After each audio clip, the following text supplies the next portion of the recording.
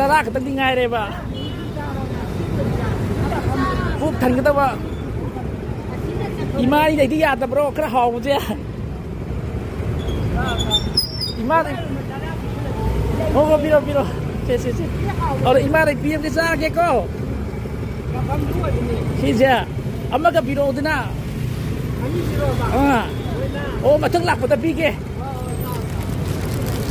เสียมพระเราเลยมาพี่แกโอ้ตัวอีมาละปีตัวนั้นที่จะซ่าแกมาถึงหลักมาแต่พี่แกก็